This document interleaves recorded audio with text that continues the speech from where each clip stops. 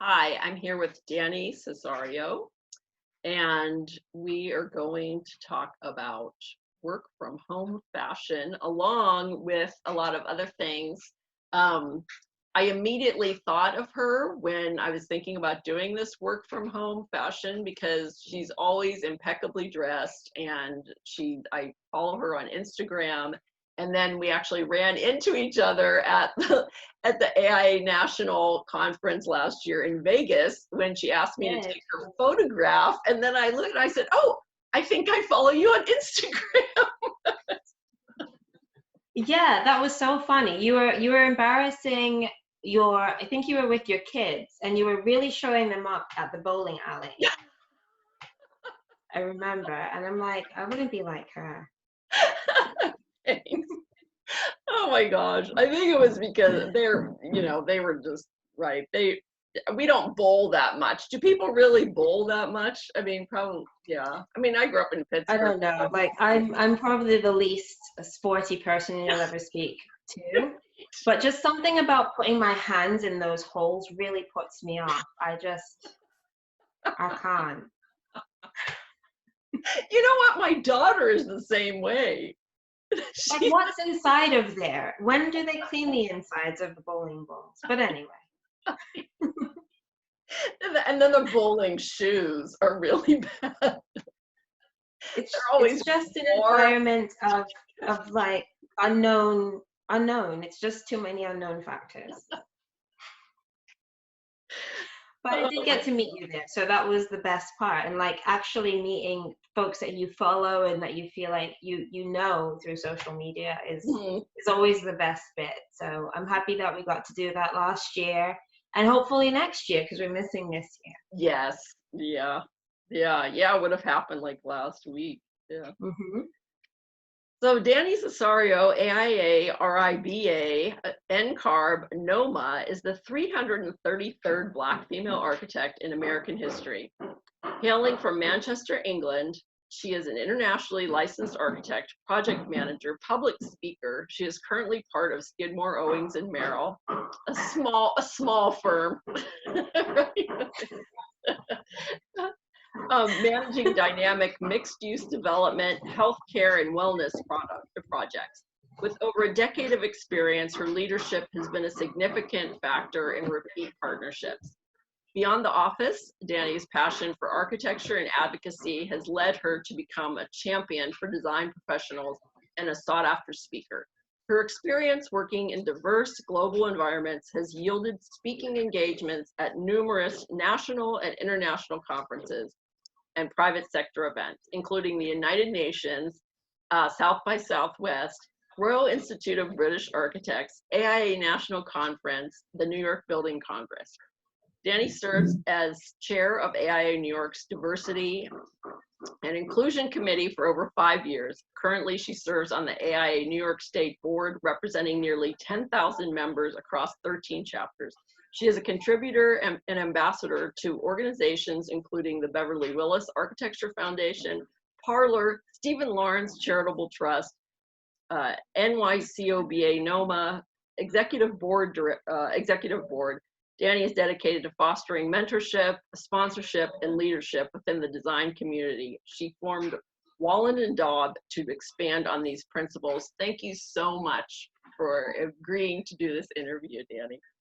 Thank you for having me. So how are you doing during COVID-19 and work from home? It has been an adventure. I have learned that kindergarten geometry can get the best of you. Um, and that, some of the questions are really not straightforward, and that it's probably not necessary to place all of the different homework assignments across 3 different platforms. I've also learned that 10 o'clock in the morning and on any given day is the worst possible time to schedule a conference call because I'll have my husband working from home, my daughter doing her homework, my youngest trying to be on the iPad, and me trying to do a Zoom call. So one of us is going to get kicked off. Um, and I've also learned that children are really adaptable, Mm-hmm. resilient, and I've learned to take one day at a time. I think at first, many of us were thinking, oh, this will just be a few weeks. And so we were looking for this like time when the deadline would be over and or when the lockdown would be over. And it just seems like this is the way it's going to be for as long as it's going to have to be that way. And so taking it one day at a time definitely helps. And just going with how you feel. And that means sometimes you eat frozen pizza, and some days you might eat a salad, and just taking it all in your stride. Yeah, I was trying to, I was just on a Twitter thing for the KB tribe, and they were saying, oh, they were talking about gourmet kitchens, and they said, so what gourmet dinners have you made? So I was like, gourmet dinners?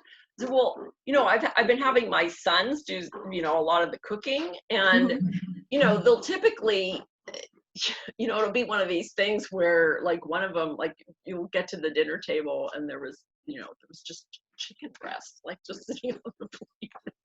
Just a protein-rich meal, paleo. I was like, are there any vegetables? Is there like a grain? Is there? He's like, oh no, I didn't make those. And I'm like, okay. I'm like, okay, this is the deal. So literally, like even Easter dinner was this thing where we had to I didn't get a ham in time at the store. Yeah. So I didn't get one, so I just made, salmon because I was like, okay, we could have lamb, but then I didn't know whether there was enough lamb, and I just said, okay, forget it. We're just going to have salmon and then just the typical other things. And it's, the boys are both in college, so they've been doing, their remote learning. Mm-hmm. And then my daughter is working full-time as an essential worker in an assisted living facility. So there's a lot of, she doesn't really, like, she isn't experiencing like the downturn in work, which I'm like saying, okay, that's a good thing it's a good thing to have work during these times. It is. I think that the first 2 weeks, though, I would say longer than that. The first month, I feel like there was a little bit of an overcompensation, and like, I think that so many of us became zoomed out in a way, because there was just like there was a little bit of an over communication as we were just kind of getting used to this new way of life, right? Yeah. And I noticed now, like, our Zoom meetings are a lot more succinct. Our, communications via Slack and via email.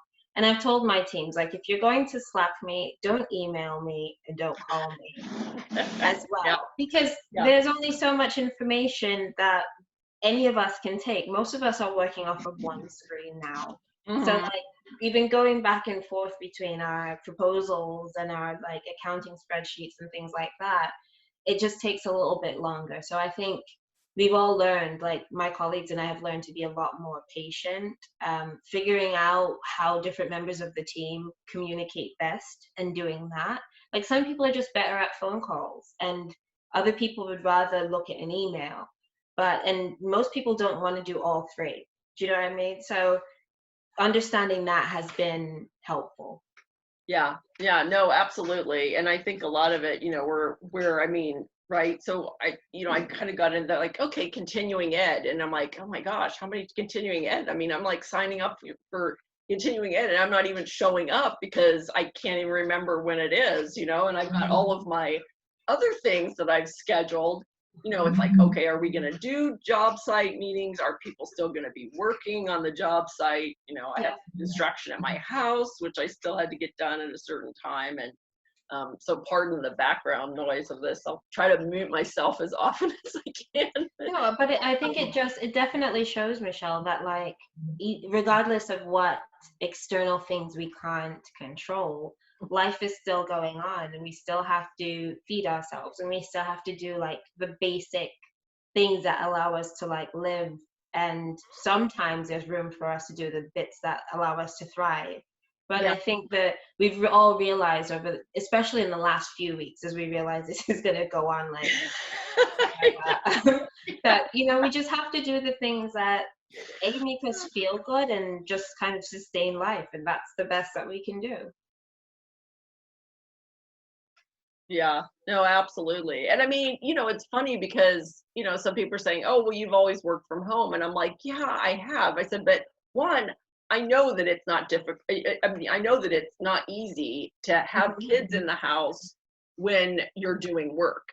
And then, you know, and even, you know, I mean, I know a lot of teachers are like, well, you know, people just use like school for daycare. I mean, the kids still go to school. Yes, but they still go to school, right? They still have to go to school. Every kid, right, is going to, and now it's like they're at home. I mean, even my boys that would go to college, even though they weren't in college every, you know, every single day, every single minute of the day, they were still out of the house. And so I could do this work where it's just having the extra people in your house, you know, that you really can't, you know, it's out of your control, you know, as far as. And it's a fine line between being a productive mom for like when I'm an employee, right? And the fact that now my spaces have kind of collided, where I still have to be a productive employee, but I also have to be an educator. And I can't be the mom that's like, I think you saw my tweet where I had my volume was on. I hadn't turned off my mic, and my entire team heard me yell at my children. Like, I'm on the bloody phone, like just went off on them. And, you know, like, I know that they're 2 and 5. So they're also doing their best. They've got to look at me all day. And it's just like me and my husband. And now the 2 people that they probably saw the least because of our work and because of commuting and because of all of that, now they're stuck with us, and you can't help but feel a little bit pity for them, can you? Yeah. I mean, you know what? I totally tell people this because I think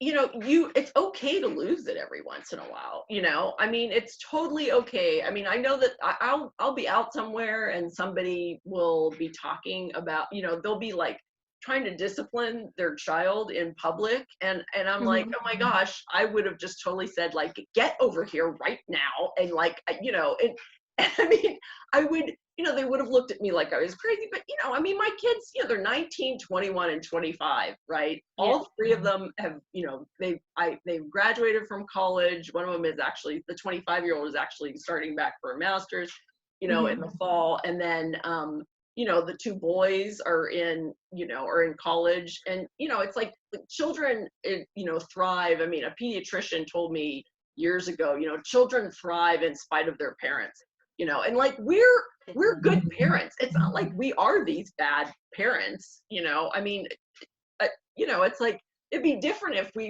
if there was some danger. It's okay to lose it every once in a while. It is totally okay. I think it becomes a lesson for us both. Like now my 2-year-old knows, like when I'm on the phone with Julia, that she has to be particularly quiet. That's my boss. Like she's like, the 2-year-old knows, and she knows like to quiet down. And you know, now we have this relationship where it's like a game.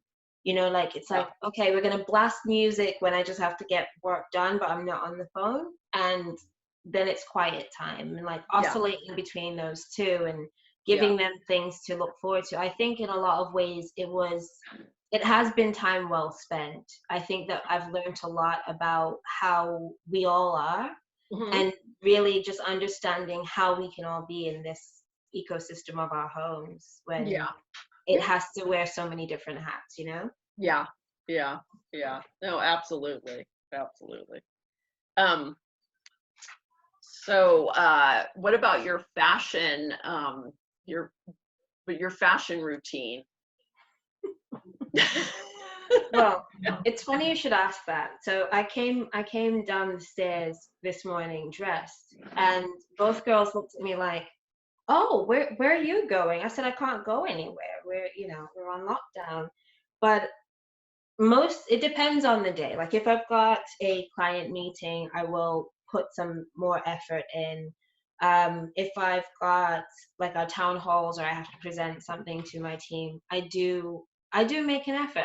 I feel like it's a bit unkind to not show people, not show people your best, but I think it's a bit unkind when things are a bit grim to put yourself in front of a camera and like not to look messy. Do you know what I mean?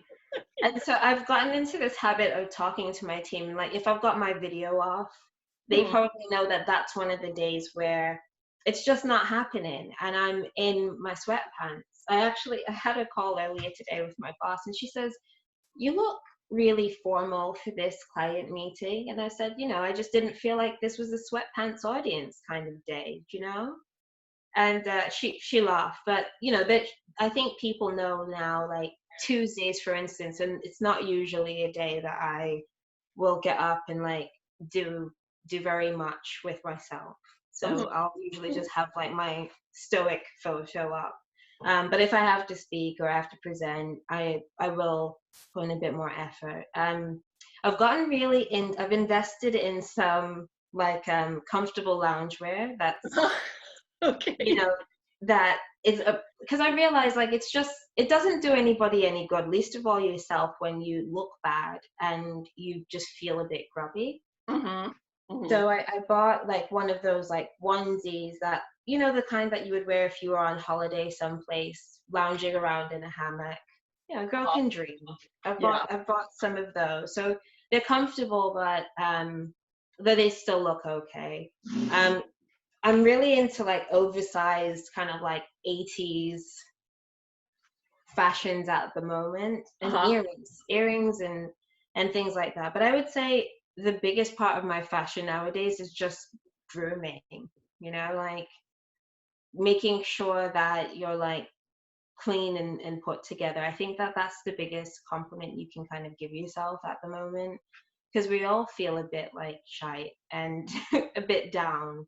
So if you can do anything to, elevate your mood or like elevate the surroundings, it helps. It doesn't do me any good right now to wear all black.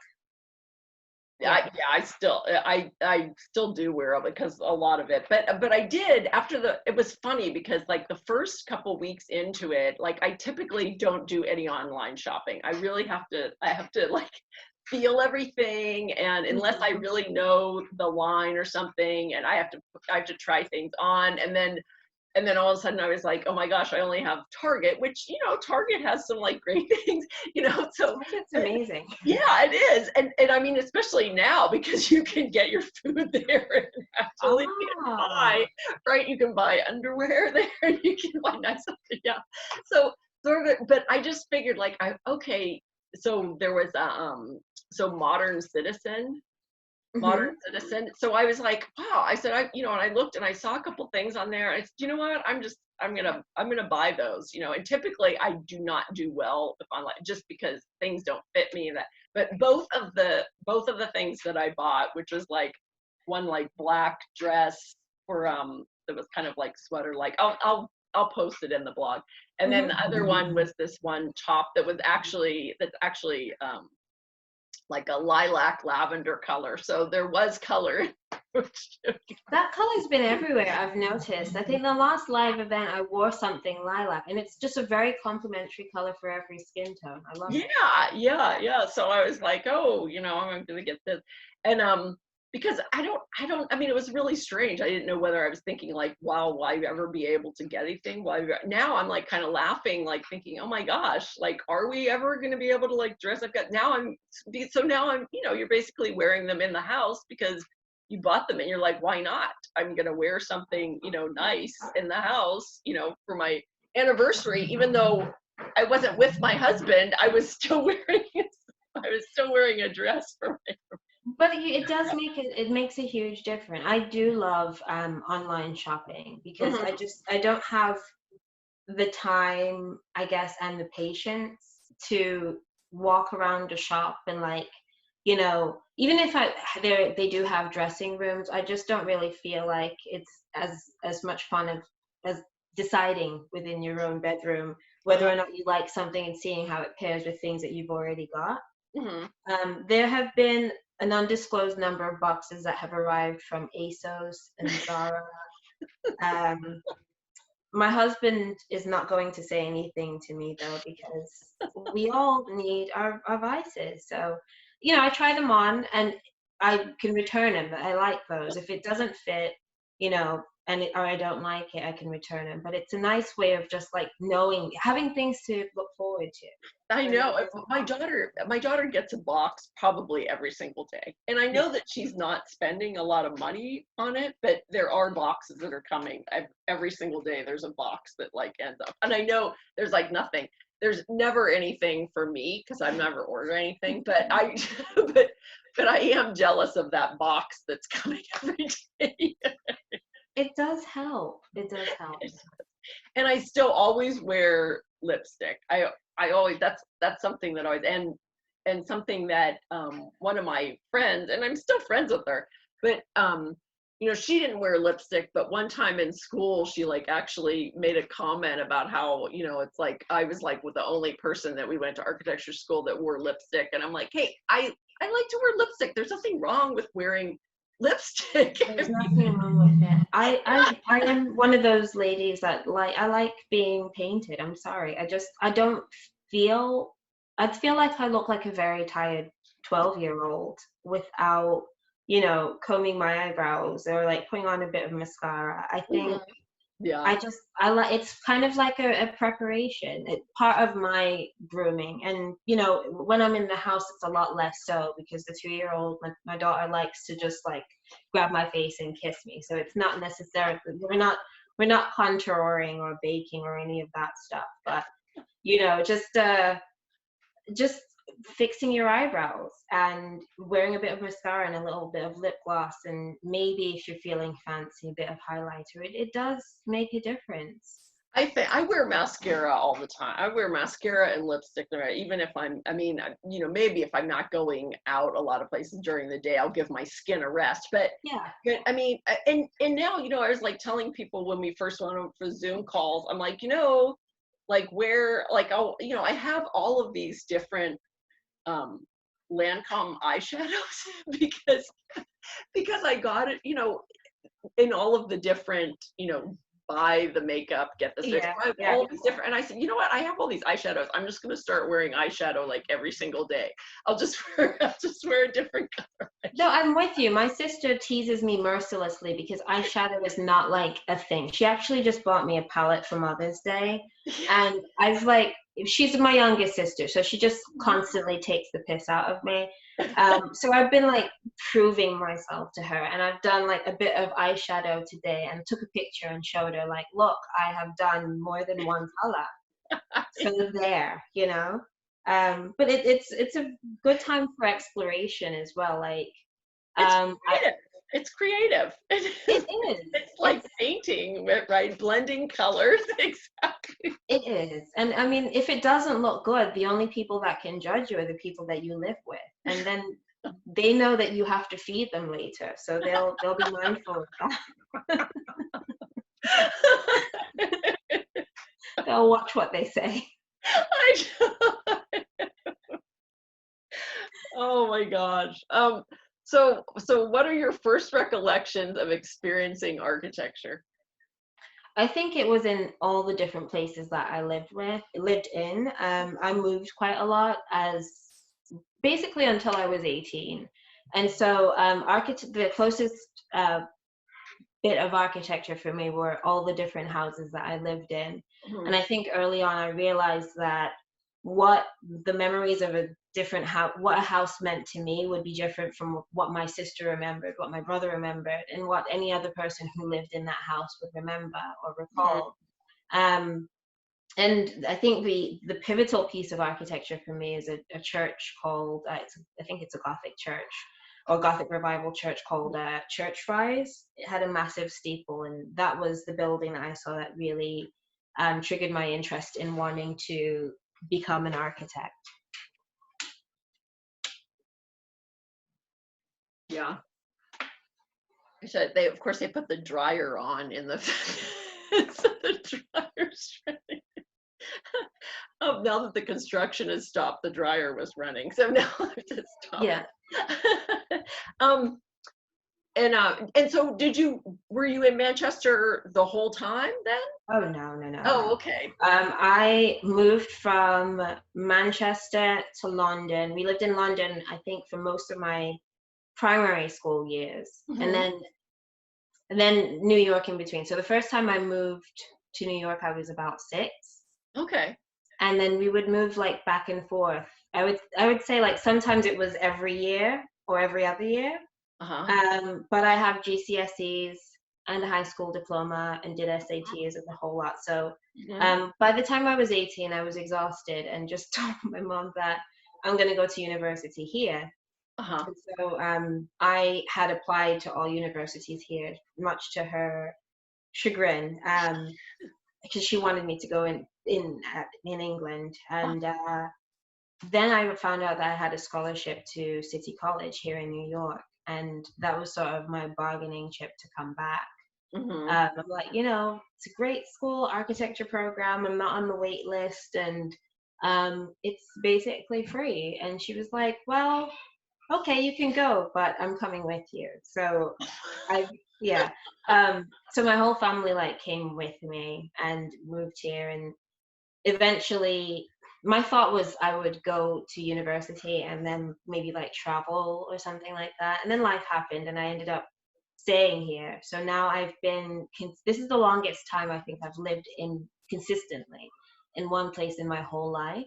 And the idea of like home and space and like making roots has been something that I've really thought about a lot more.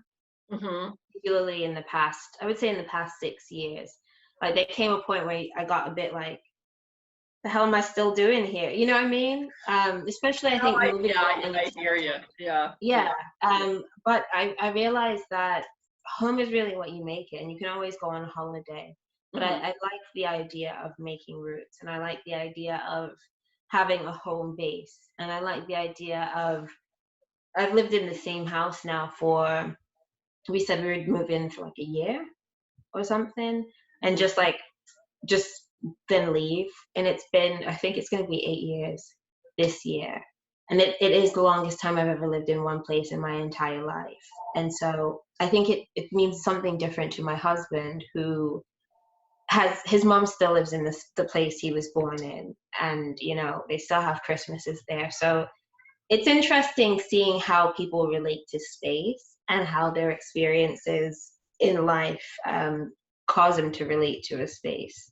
Like he can go to his bedroom and see like what he carved into the wall when he was 10 years old. And I would probably have to go to 3 or 4 different places to achieve the same thing. But yeah, like it's been interesting, I would say. Yeah.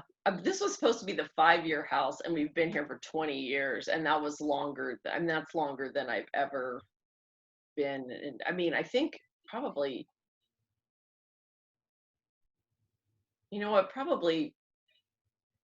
probably 5 or 6. It was probably 5 or 6 years probably before this 20. And then, yeah. I don't think that I'd ever lived anywhere more. And even though we owned the house, but then we would just move to another house and then move to another.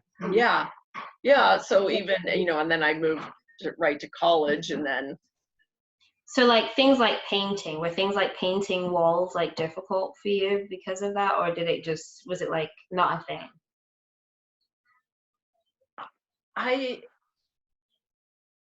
As far as painting a new, like decorating, I think I had an issue for a long time with permanence. Yes. Okay. Well, that's funny because my daughter, when she was younger, she wanted to paint her walls like this super dark purple, and I didn't want her to do it because it was the whole thing about having to repaint, even though I was like thinking, well, anybody can repaint, like what to make.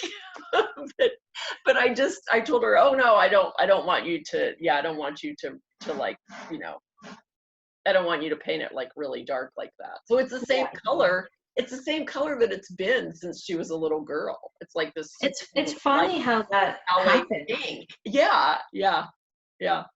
Yeah. And then, you know, I mean, we have Manhattan mist on the walls, but then I haven't changed it in the whole time. In fact, I haven't even completed the whole thing, right? Typical architect's house where we have like a bunch of little projects going on that are there, it's kind of a mess that way. My house is a project. It's a 1924 Craftsman. So we spent the first few years working on all of the infrastructure, getting central air in, like a lot of the cosmetic things. And over this holiday, we've been like dismantling the kitchen because it's just, I mean, the people that lived here before were here for, I think, 40 or 50 years. We're only the third family that's lived in it in all this time. But they just decided that they weren't ever going to demo anything. They were just going to layer things on top. So it's like a decoupage of decades, really, of things. And we're like, there's wallpaper under here. Like there's an archway in the kitchen. Like that. We're rediscovering our space these days.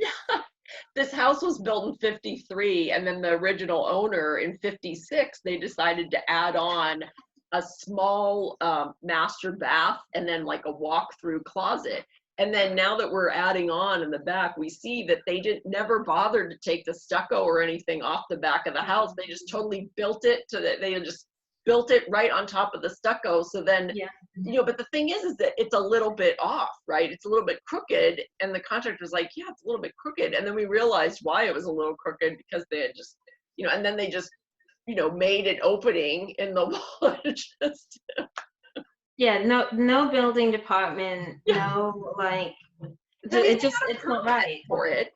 They had a permit for it, but it was, when we took off the back and there were these studs that it looked like they had just stuck it on the wall, like just with a bunch of different size things. And it was nothing was, the blocking wasn't perpendicular to it's everywhere. And then, I keep on showing these photos and then people are like, well, who did that? Who did the framing? I'm like, that's the old part, everybody, they all have something to say, right? A bunch of architects, like, what do you do? Why did you do that? I don't think that header's big enough. That's why you just show the finished pictures, Michelle. What are you doing? You don't tell them how the sausage is made. You just do the bit where they say, oh, that's beautiful. Funny. Great job. Who's the architect on this? And then you hand them your business card. Well, there was somebody that called my sign from the front, but I didn't tell them that it was my house. So they were talking on the phone and I just pretended like I didn't know. Like they were like, oh, are they going to be tearing down the house? I said, no, they're having some work done. Well, can you tell me what the work is? No. I'm not gonna tell you. And then they were complaining, right? They wanted to buy the house next door, but then they were like, well, the grass is kind of high. I'm standing in front of this house and the grass is high and there's a car. Oh my God, if only you could change those things. My goodness. I just totally ignored them. I'm like, buddy, you're not going to be buying this house because you can't even figure out where the house is or anything else about it. Oh, so what are your 3 favorite classic buildings and why? Okay. I would say the Lever House, because I feel like it's a full circle story for me.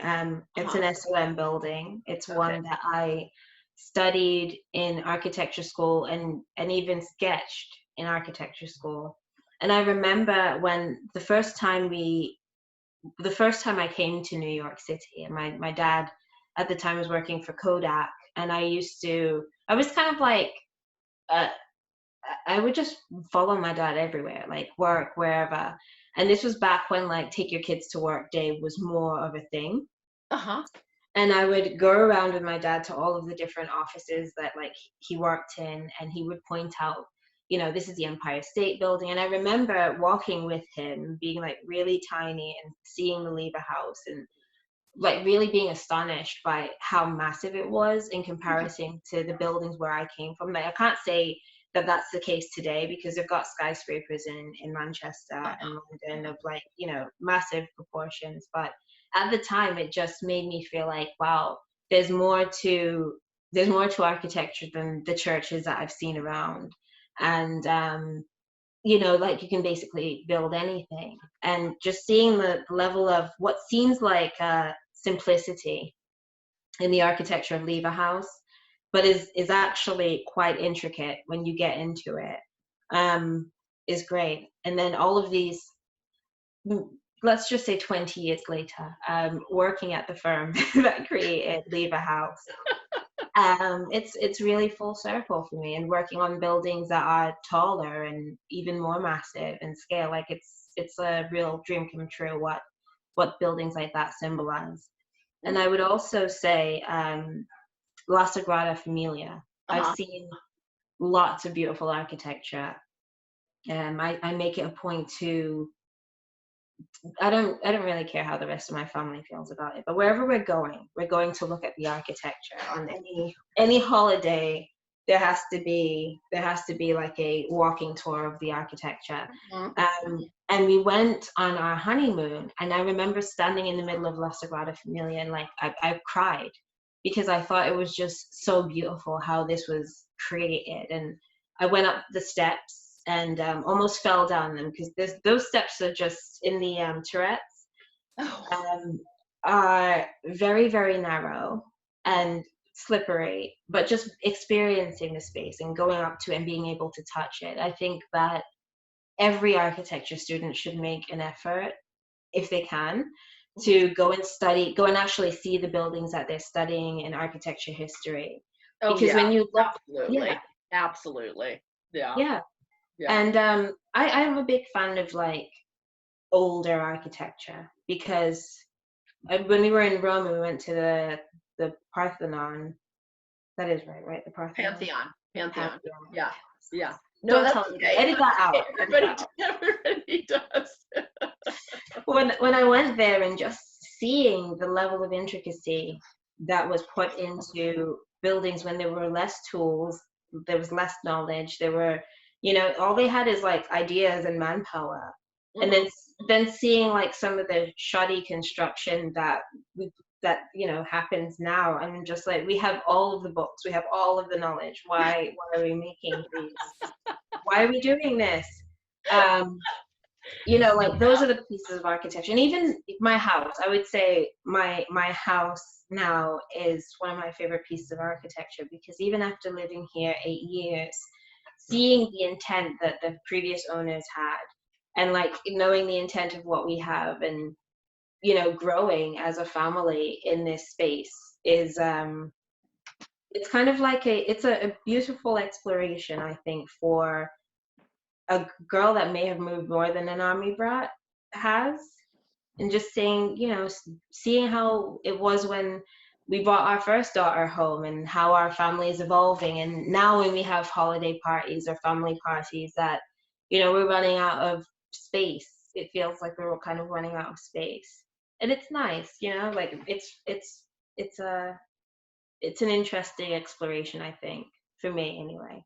What home is, We lived in these little vacation bungalows in Venice Beach. So, you know, my daughter, we lived in one, and it was like 500 square feet, 500 square feet. And then after she was born, we moved next door to the one that was 700 square feet. That was like a 2-bedroom, 1 bath. It was still pretty small.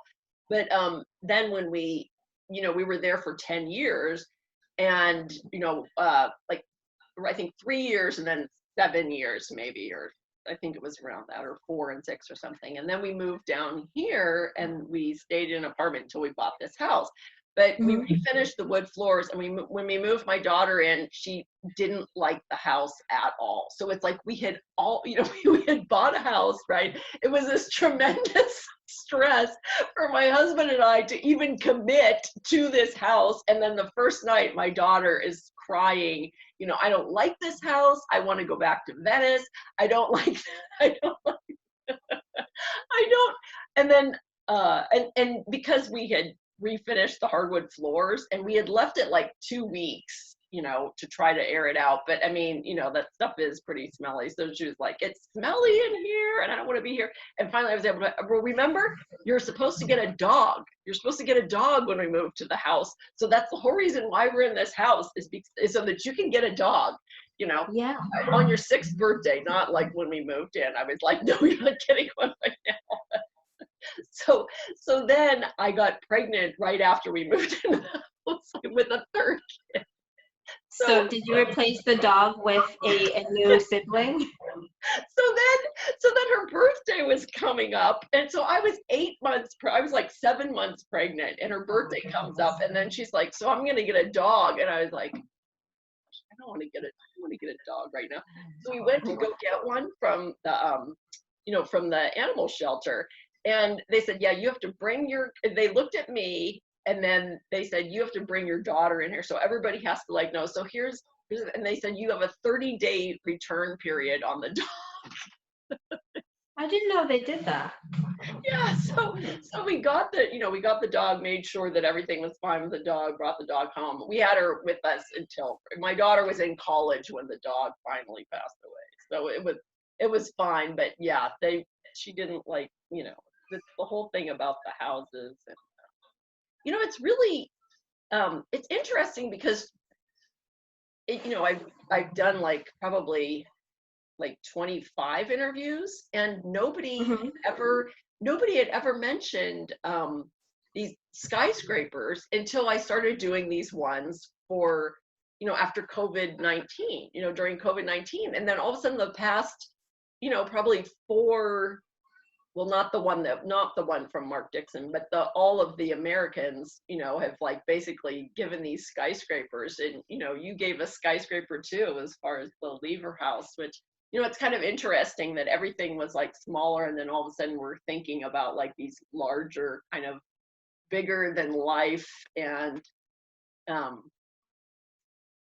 kind of interesting on a philosophical standpoint as far as how we feel like we need to like talk about architecture on the grand scheme of things. Or I think I've always been like drawn to larger buildings, so I think making something that hundreds, thousands, millions of people will interact with is, and it being successful, and it's still standing after like the test of time, and people still want to go and see it. Like La Sagrada Familia has been in construction forever, and there's still like lines to see it, and everybody's excited for whenever they say it's going to be finished. And I think when you can create something that makes all of this intrigue, that people will stop their holidays and reroute their travel plans to make sure they go and see, I think that is really a success.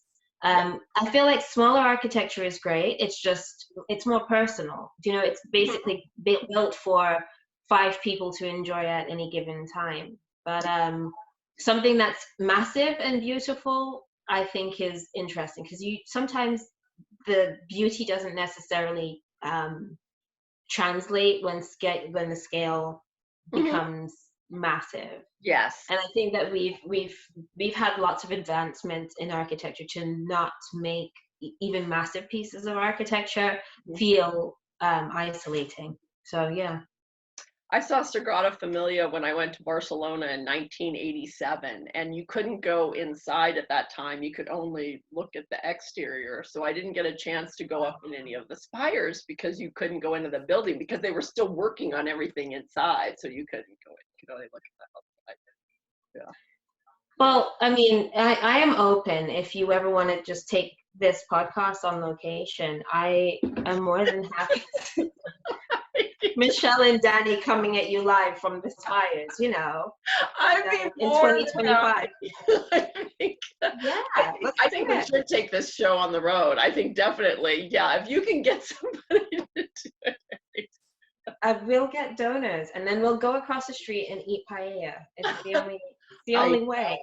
Oh my gosh. Yeah. My daughter studied abroad in Alicante, Spain for a semester. So I went, so that was the first one. I said I would get it, but I didn't want any rabbit in it. I didn't want. Wait, there's rabbit in the paella? There's rabbit, and traditional paella will do. Yeah. They'll have like one that's all seafood, but then they have one that has the sausage and rabbit, whatever rabbit is in Spanish. Maybe that's why it was so delicious. I didn't ask. I just gorge Some of it, myself you on. you can order it different ways. We'll hold the rabbit for our next trip. Hold Yeah? the rabbit for the next. Oh, so what do you like about being an architect? Oh gosh, only one. Do I only get to pick one thing?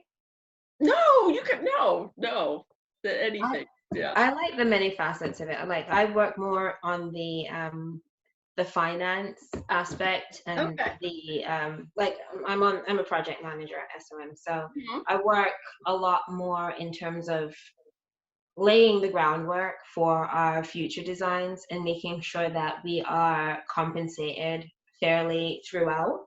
Mhm. Um, and and also in the way that we like document our progress. It's a lot more like it's an interesting mix of like doing a lot of behind the scenes work, like our spreadsheets, like how we track our teams and how we track our progress. Like none of that is particularly sexy to anyone but other project managers and the accounting team. But we do a lot to support the design of things and to ensure that we can do more work in the future Mhm. on a grander scale because we are profitable and looking at new opportunities and making sure that things are well documented so that there's always a point of reference. Mhm. I quite like, my favorite part about architecture is the people, the Mhm. communication, the collaboration, and the juggling aspect of things. Like as a PM, you're definitely worried about the uh, financial aspect, but I think good PMs are also concerned about their team, Mhm. um, continuing like what the practice is known for doing, and also being innovative. So it's an interesting balance of being reflective and being like proactive. Like you have, we're not building buildings that are going to, we're not designing buildings that are going to be built like tomorrow. Let's say we're sort of building for the next 10 years. So understanding how the implications of what you're designing and what you're planning, what that will have overall and how that will read in the future is part of what we do as well. And I quite like that bit. I Mhm. like my teams a lot. Yeah. Yeah. That's a big, I mean, to do it, even to do it on small projects can always be a challenge, but yeah, I can't even imagine what it's like to do like what that project that is, it's, how many stories was that one project? What, the Lever House? No, that you Or, showed on, that you were on, Instagram. oh yeah, I think I was on the 33rd floor.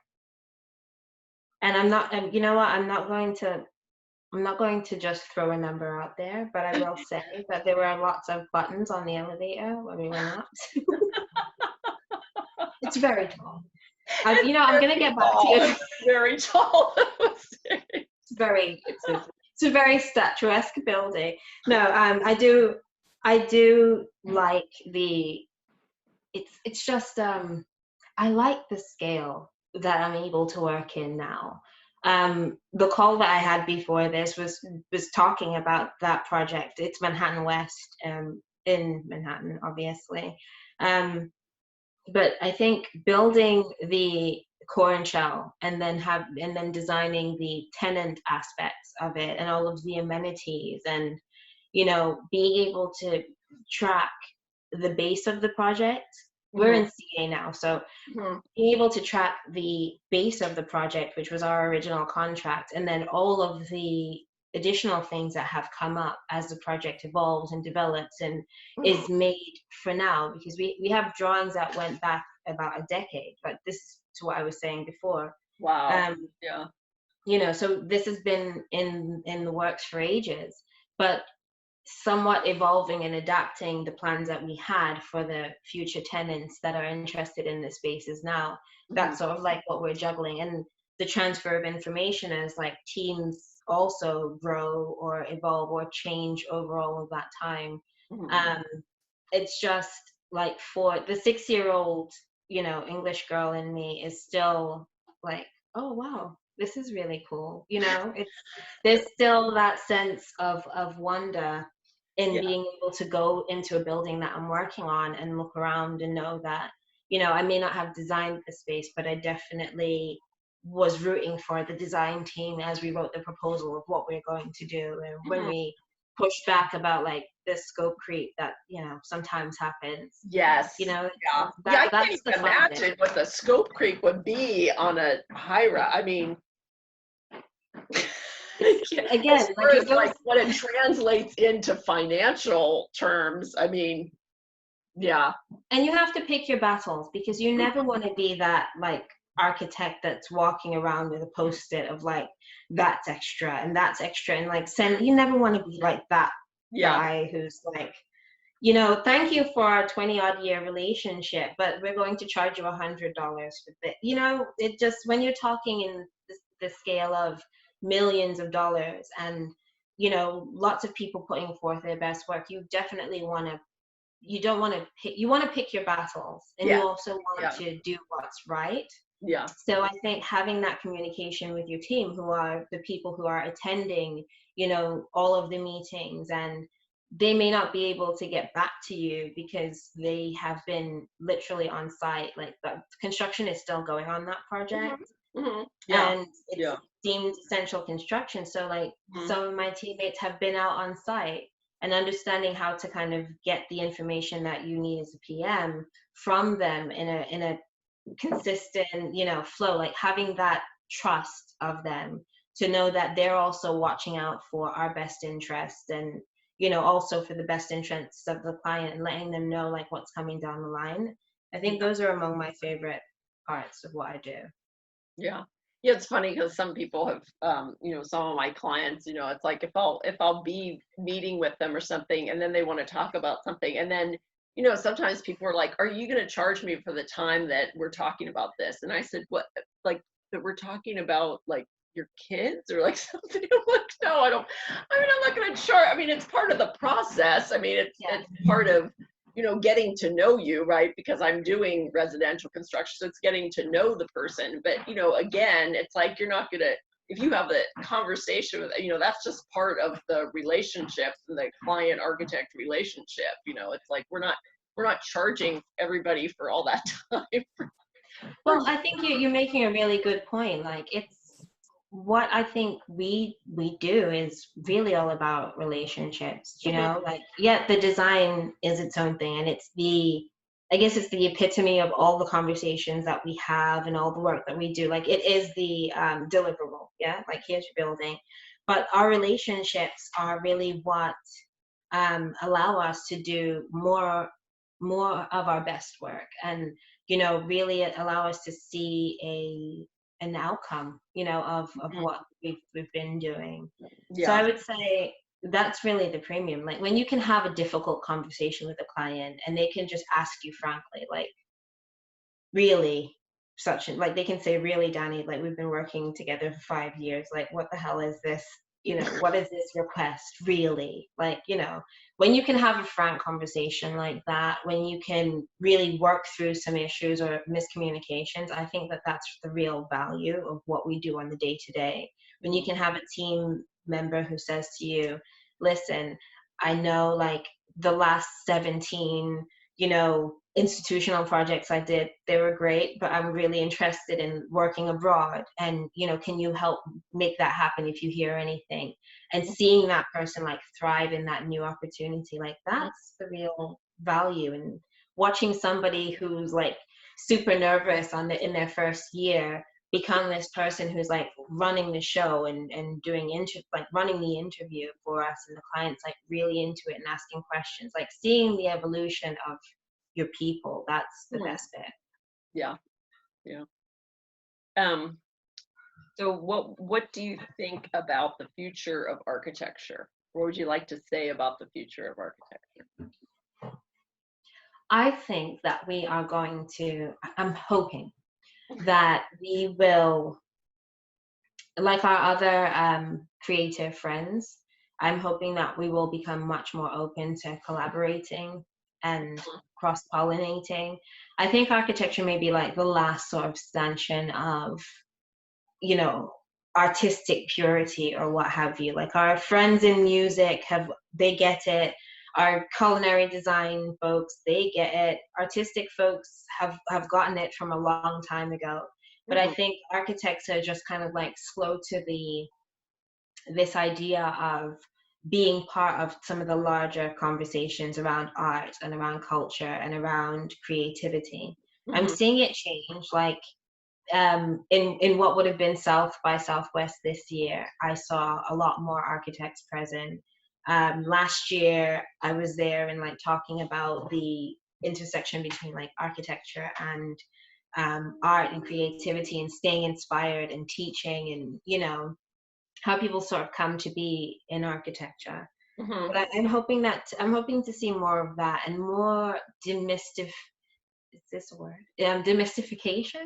Maybe I made it up, but like just no, I think it's fine. I know what you're saying. So yeah, okay, good. Yeah. Well, just sort of, I think our process is still something that's very elusive. And I think that was part of the magic of things nowadays. But I think with the sort of voyeuristic and like the YouTube generation, like you can find out anything you want to know from soup to nuts whenever you want.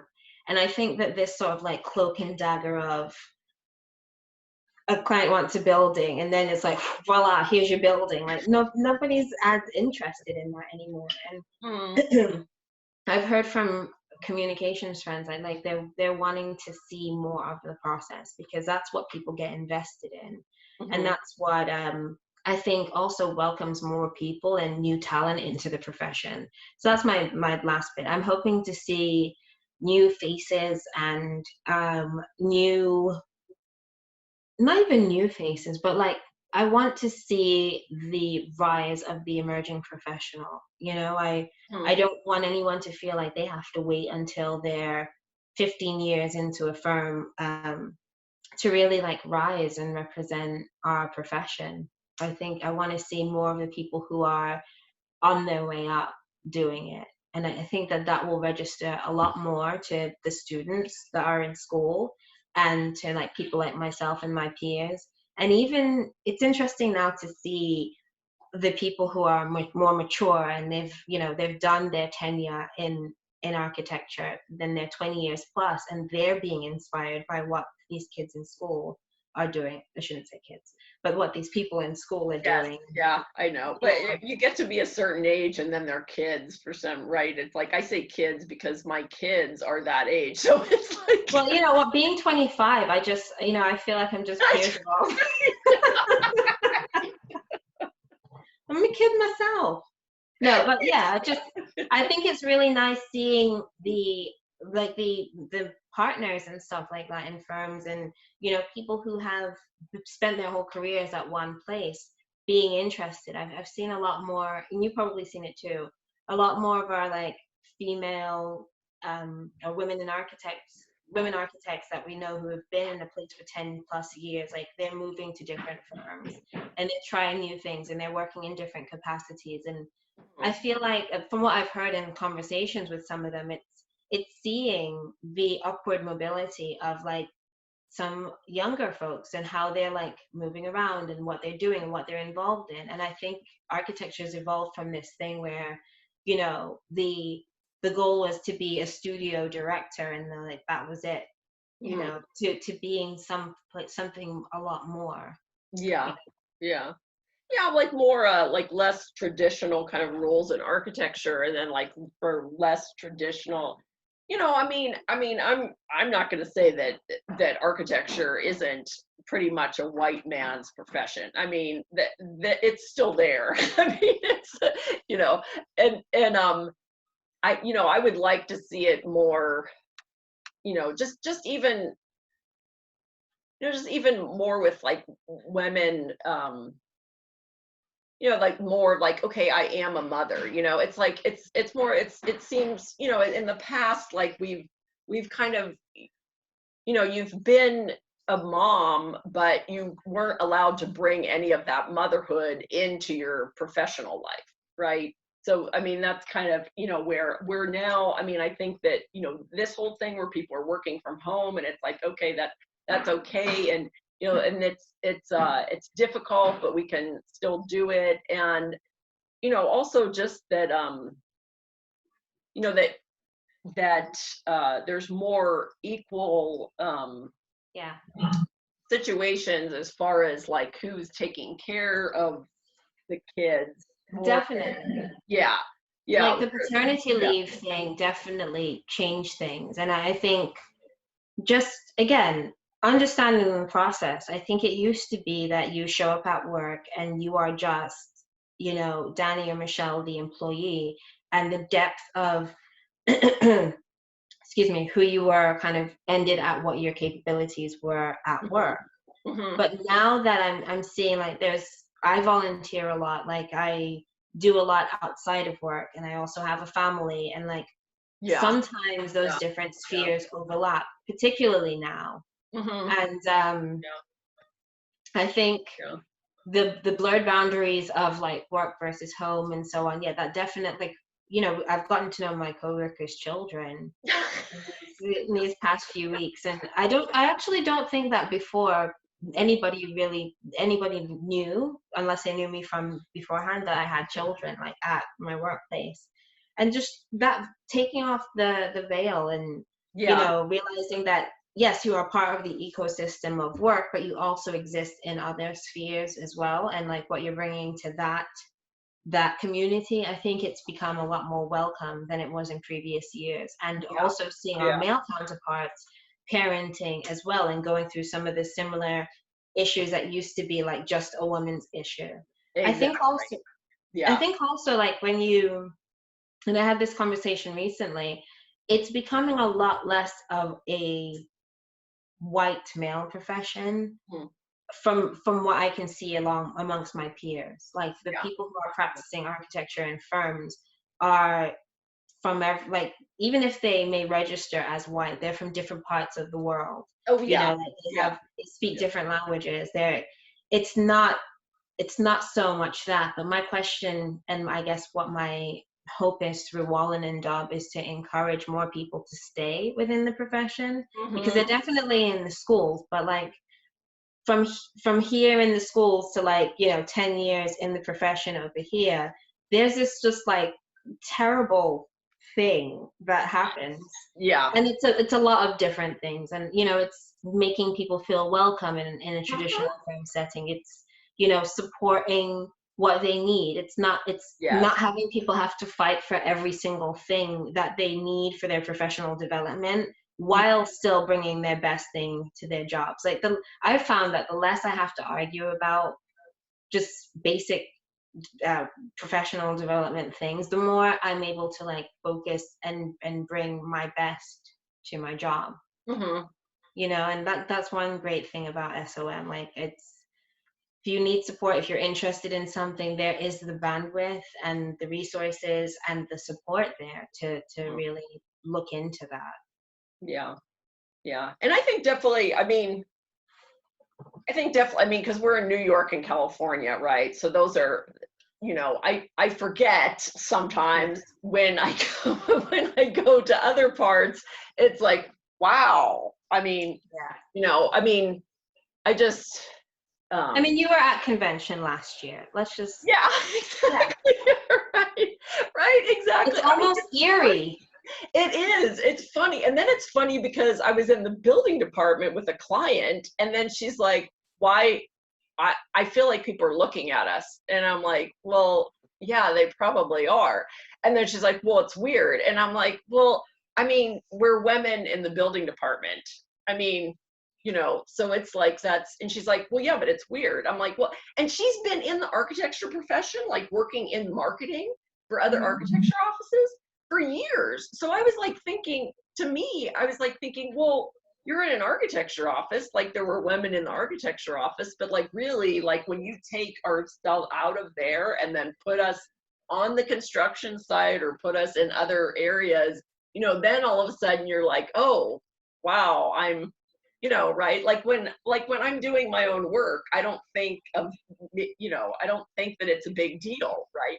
But then when I like look at these other factors, you know, then all of a sudden it's like, wow, it's kind of surprising when I look at all of these things that I've done in the past and how, and that I did have 3 kids and that I have been able to do, this, but it's like, I don't want other women to have to go through those same things, And that's how I think you yeah, become a champion, like having that introspective of, okay, well, why is it a big deal? Like, when I'm on site or I'm running an OAC meeting, or in the past, in my previous capacity as a project architect, running an OAC meeting, and they're just like, whose child is this? Like, who let their kid free, on the construction site? And, like the looks that you get and stuff like that. And I've now started to ask people, why is it a big deal? Like, what is the big exactly. deal? Yeah. And I think understanding that, as opposed to like taking offense to it and like using it as an opportunity to educate somebody, Yeah. it helps a lot more. And I think it also opens their eyes up to what the opportunities are, because I mean, I don't wake up every day and like, I'm going to the construction site and I'm like, yes, I am a Black female architect, like entering the world once again. Like, that's not, I'm just Danei, Yeah. right? But it's exactly. a thing for other people. Yeah. And I appreciate the fact that I've had the privilege to be able to be in this profession and to thrive and like put the hard work in and stay in the profession.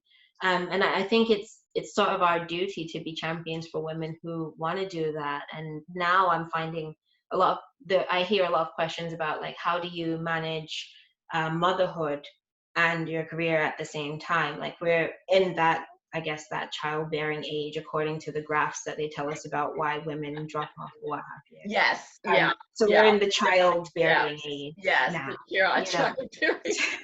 So stupid, because anyway. Yeah. But yeah, like you hear questions about how to manage it, and I always childbearing. Yeah. I ask my male counterparts to weigh in on this, because they still haven't really figured out science hasn't figured out how to manage, creating new life without 2 parties. Do you know what I mean? Yeah. So yeah. How are the men navigating it? Because they are not having this like child rearing dip down. Exactly. Yeah. The feminist in me is definitely like, my husband has his own career path, but right now it's quiet because he's inside with the girls, and like finding a balance of duties with your partner or with whichever caregiver you have definitely helps. But this whole, like, I'm very much against this idea of like self-sacrifice of the things that you love. I think especially as a woman, because it plays out in other parts of your life if you're not feeling fulfilled yourself. Yes. Yeah. And I mean, that could go into the, and plus it's like, all of a sudden, it's like we are set up for, we're problem solvers. And so when these things do happen, in our life, we're able to go through those because of the way that we've been trained as architects, or the way that we've been raised. It's like gone. I mean, right? It's like gone as the 50s housewife, if that ever, I'm not even sure. I think that whole thing is it. No, it's not gone. I'm going inside, Michelle, to make dinner for these 3 hungry people. Like, it's not fully gone. And I grew up with a stay-at-home mom. So like, if she's coming, it can't be a case where my house is untidy. And maybe this is just my own thing, but like, my house cannot look an absolute mess. Yeah. And I mean, definitely, like, my mother-in-law is totally a different thing. My mom wasn't like that, because my mom's only she's 19 years old, and then she was 19 years older than me, and then she was kind of like of the 60s, right? So I was born in 64, of the 60s, so it was kind of like, she went back to work when my dad left, but so she went to work, and was kind of and my grandmother would come and take care of us during certain times. But, we were pretty much, right? We were like the latchkey kids, right? Would just come, and we had a babysitter sometimes after school, but that's kind of the way it was. And, it's like, I don't think that was a bad thing or anything, but, I've always seen, woman, a mother that worked, but then I kind of felt like, okay, well, I'm going to be working out of the house. But it was that whole thing of like saying, okay, I'm working out of the house, but then people who were maybe, because it's that whole woman, right? The whole woman thing that was like, oh, are you a stay-at-home mom or are you a working mom? And I'm like, oh my gosh, why does there have to be this division? It's like, story of my life. Yeah.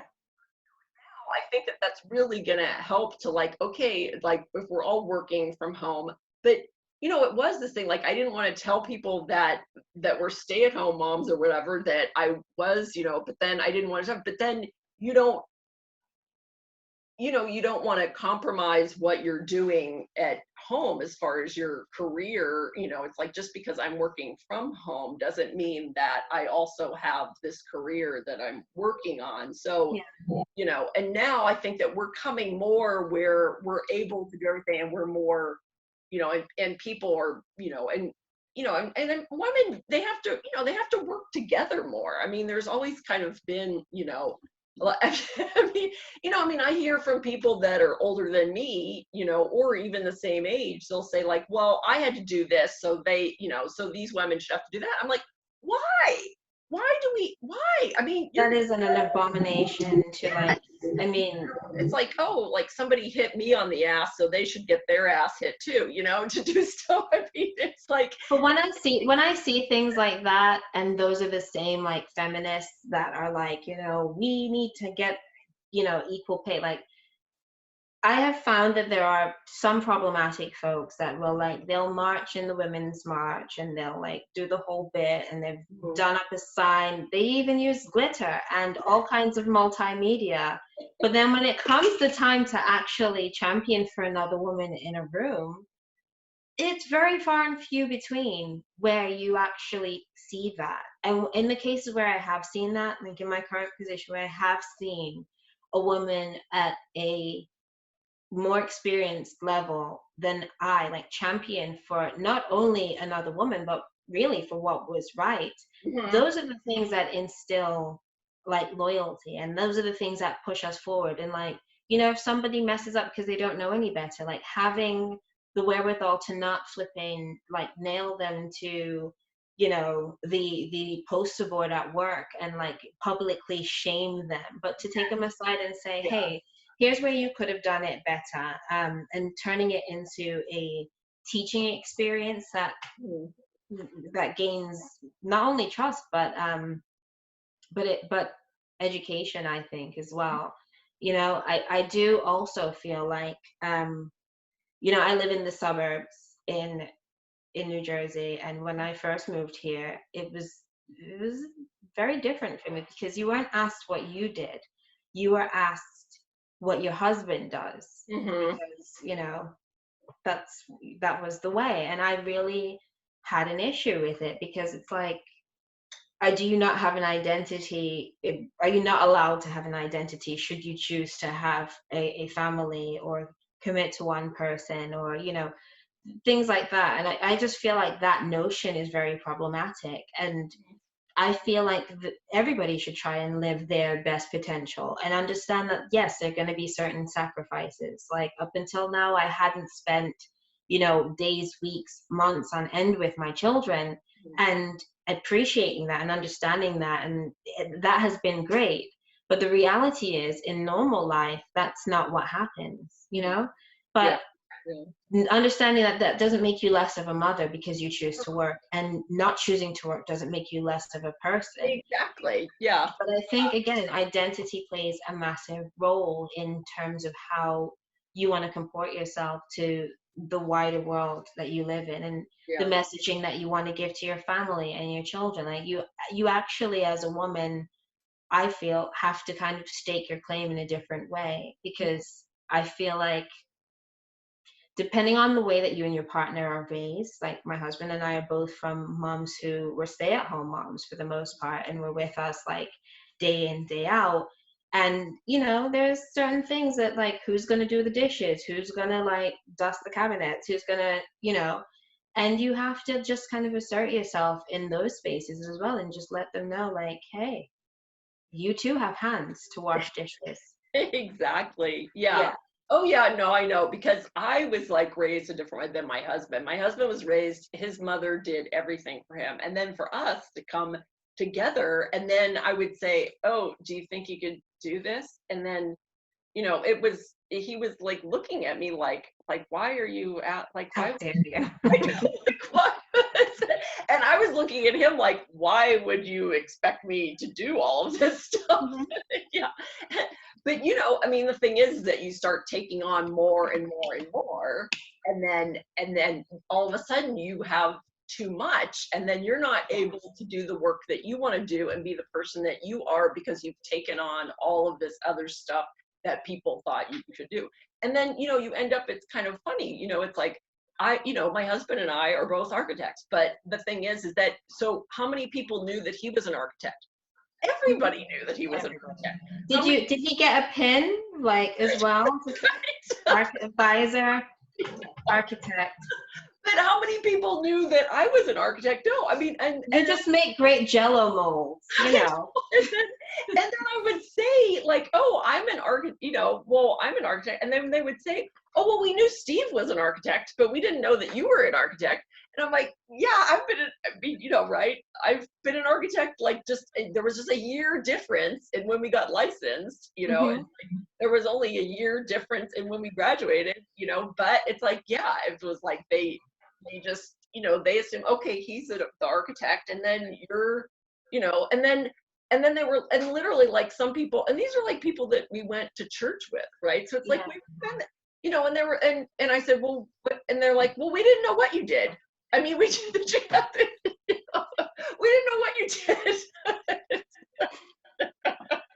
I think it also goes back to this, we have different ways of navigating the world, I think, as men and as women. Like, I think men sort of historically have rooted their identity in what they do, whereas women kind of relate what their identities are and what they do for other people.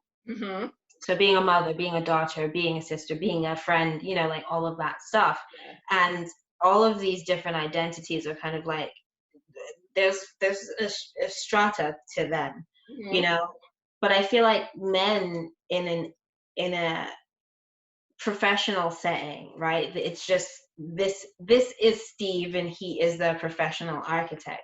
Yeah. Now I think, like, there's more space, I would say, to see people as a whole. So it's like Steve the husband, Steve the dad, Steve the architect, and so on. But I feel like the same kind of agency is given to women. It's just that we're not as apt to take it. Like, we're not at a cocktail party talking about, you know, the great building that we just worked on. We're talking about how fantastic this martini is, because it's not, you know, like, there isn't, I guess, as much of a need to prove.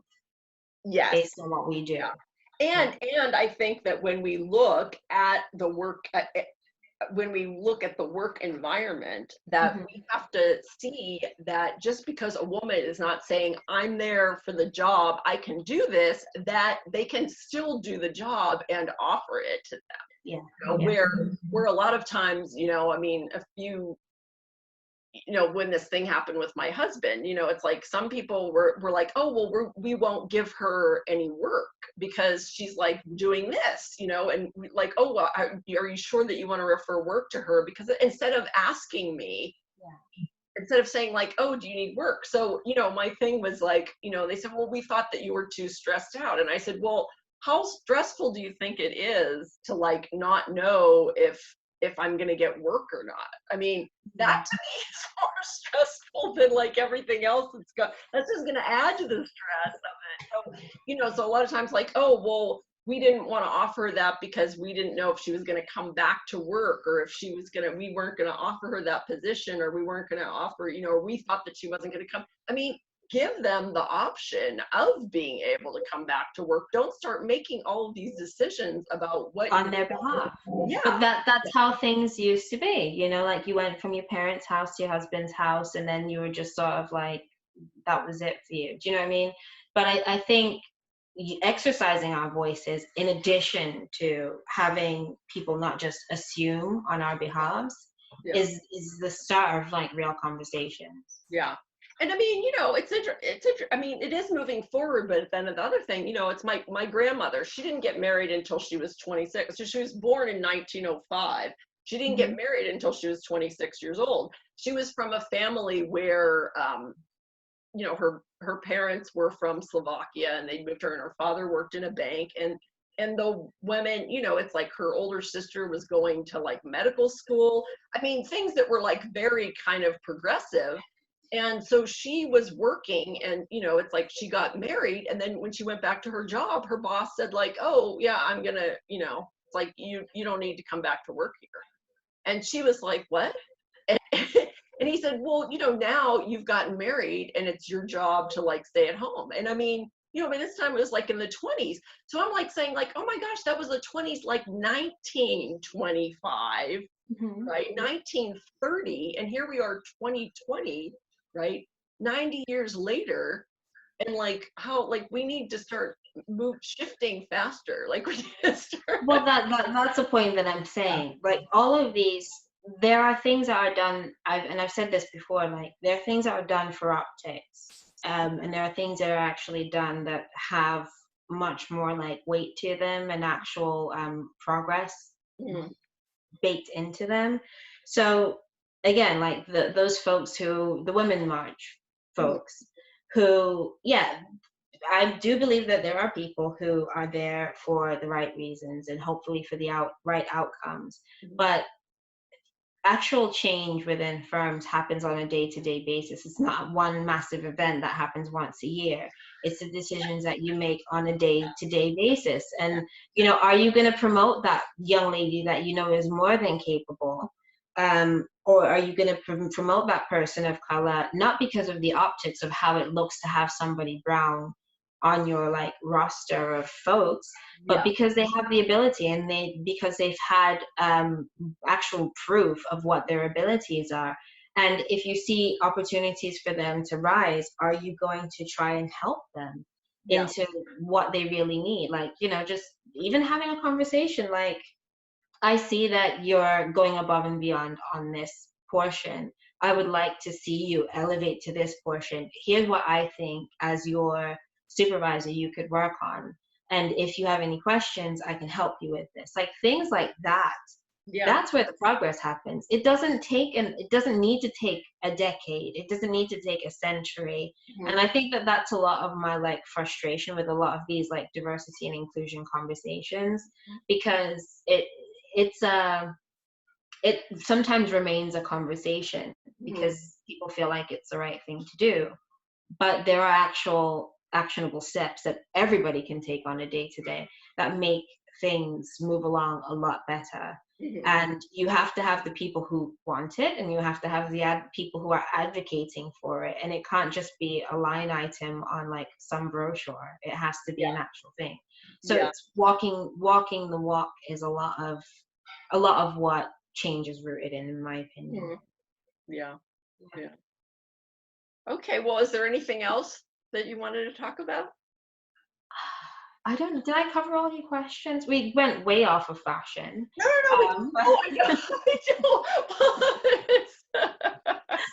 But yeah, I know we wanted to talk about the we were talking about how I mean, I like to, you know, like I will wear jeans and like long sleeve tees and things, but I do like to get dressed up for certain things. And it was kind of the thing about like overdressing or underdressing. And I had gone to this fundraiser, and this and this assistant city attorney like said, "Oh, why are you so dressed up?" And I'm like, "This is a fundraiser." And it was, you know, and it's like, I had a suit on. I mean, I like suits. So it's like, I think everybody should have at least like 3 or 4 of them for like different things. You know, you shouldn't be racing to like get a suit. I think, Right? yes. You should have a suit. You know, it's like, you want to, you want to show up. You want to, you know, it's like, it's nice to have a suit. You shouldn't be like thinking, "Oh my God, I need a suit for this event tomorrow." You know? Yeah. So, what do you think about dressing up or dressing down? Or I don't really have an in between, honestly. I tend to overdress or dress up. I don't really wear like, I'm not, and then people frown about this, but I'm not really keen on this idea of casual Fridays. I think there's a time and a place for everything. And I was my mom's very stern, and I was raised like, if you're going into town, you don't look, you know. I think one of the few arguments I had with my mom as a teenager was, there was one time my mom wanted us, no, it was one time my sister wanted to wear like sweatpants to school. And my mom like it just wasn't a thing. Like it was just, she was like, "You're not leaving the house like that." You know, so like my mom was a big proponent of standards and having a time and a place for things. And I just was sort of like raised with this idea of being overdressed. I feel like if I'm leaving my house, I usually do put a bit of effort in. Particularly now that my children go to the local school. Like I don't want to ever embarrass them around stuff like that. And I think professionally as well, I tend to be like, not conservative, because I just don't really feel like I have the body type to just wear suits all the time, like really boxy suits. But again, time and a place. I love blazers. I'm into trousers and dresses, but always try and make it appropriate. Like make sure that nothing is visible that shouldn't be visible. If I'm meeting with a client, I just try and make sure that I'm the best possible representation of where I'm working. So again, grooming is important, just being clean as a basis, and you know, then putting your clothes on top, making sure that there's a good fit. I would say any woman in any professional setting, or anybody in any professional setting, should own either a navy or a black blazer, a white button down shirt, which is difficult for some ladies who are blessed differently. But you know, they have lots of different options. I love camisoles for that reason, because even if something should go awry, you're not going to be, you know, out there. yeah. A pair of dark colored trousers, you know, if in doubt, just keep it basic, and a nicely heeled boot that can go from the construction site to an office. And I'm one of those women that have lots of shoes in my desk drawer at work that I still can't get to. So having flats and having heels and stuff like that. But yeah, just making sure that you're ready for whatever capacity you need to work in. I keep a black jacket, a black blazer at work as well, just in case anything should go awry with my like shirt. And you know, I think it's just wanting to put your best foot forward in terms of fashion, you know? Yeah. So yeah, I'm with you on being overdressed. I think it's better to do that and maybe being able to tone it down or make it a bit more casual than to be underdressed and, you know, cause a scandal. Right. I know. In California, it's so much that like everybody is always right. It's like there's people that have always right. It's like you'll be in a restaurant and there's some guy with his baseball cap and a t-shirt on, but you know, but he comes outside and he gets into a super expensive car, right? So that's kind of where New York is like that. Yeah. That too. You know, somewhere else and you're like, God, what a schlub. I mean, it's like but again, it goes back to the idea of time and a place. I think always like cleanliness is the first thing, making sure that you're like ironed and, you know, that sort of thing. And it also depends on where you work. Like some firms are super creative and they don't mind you, like, you know, shaving one side of your head and having your sleeve revealed and, you know, whatever, all of your piercings in. Like they're just like, yeah, come one, come all. I think that that's cool. But I tend to play it safe, especially in a new environment. Like I have my ear piercings that you know, they're in my ears. It's not like a big deal. But and jewelry as well. Like it, you just you want to be known for the right things and the talent that you're bringing, I think. And if you're in a more, I guess, more stoic or serious environment, you kind of like have to play to that, but spice it up. Yeah, I think definitely that, yeah, I mean, I'll get like, but I like, which I don't even, they might be going out of business, but it's like kind of a Mac Studio. So there's a suit, but it's more like a feminine suit, not just the typical like kind of man suit. And I think that Yeah. those are not, you know, it's like I like to wear a suit, you know, it's like some, you know, it's like I don't want to be dressed like a man, though I'm certainly not dressed like that now. But but I don't, you know, it's like I want to be, you know, I do want to dress feminine, and I don't think Yeah. that it should be like, oh, you know, because you're going to dress feminine, you know, it's like you're not in a position of authority or something. You know, it's like I still, you know, I still want to be the person that I am, and that includes like dress, you know, not. Dress, even wearing dresses. There are some women that just won't wear dresses to work, but I don't think my femininity takes away from my ability to use my brain. So Mhm. like pre-COVID, I used to get my nails done. You know, they didn't look like that before. But you know, and getting your hair done, like things that I think make you feel good, that's the basis of things. And I do like a dress. It's just I'm not necessarily going to wear a sundress to work. Yeah. You know, I'm not. I just don't want to chance that. Again, it goes back to like showing your coworkers your best side and like doing Yeah. them the justice of representing them properly. So I'll keep my like more flowy dresses for work, and then you know my other dresses for off hours. Mhm. Mhm. Yeah, Well, you always look wonderful. You're always dressed and you yeah, know. lovely. Thank you. Okay, I can stop the tape now, and then I'll wrap it Thank up. you for having me, Michelle. Thank you so much, Jenny. This was wonderful. Thank I want to talk with you more often as well. Like, you know, you. yeah, it's like we get to stay in contact via social media, but this was really lovely. I know. This is we have to do the we're gonna have to do the we should do a YouTube. We should do a YouTube channel. We should, like, what not to wear. I I think that would be really funny. Oh, I know. You know, it's funny because I watched the Charles and Ray Eames movie like last weekend or whatever, and I'm like, oh my God. Like, I think that she might have ruined it for a lot of women architects. I didn't see it. Where is that on? See, I'll show you Ray Eames. She would wear like these little Peter Pan collars and like black jumpers and things, and then kind of like boxy suit jackets, and her hair like was super tight. I mean, she was I don't know, she was I mean, I'm sure Well, she's one these colors, look, these like 80s colors are coming in. of those collars. I had a linen blouse that was like that. I love that. I love that blouse. Okay. Okay. All right. Thank you, Danny, so much. Thank Thank you. Speak to you soon. Okay, see ya.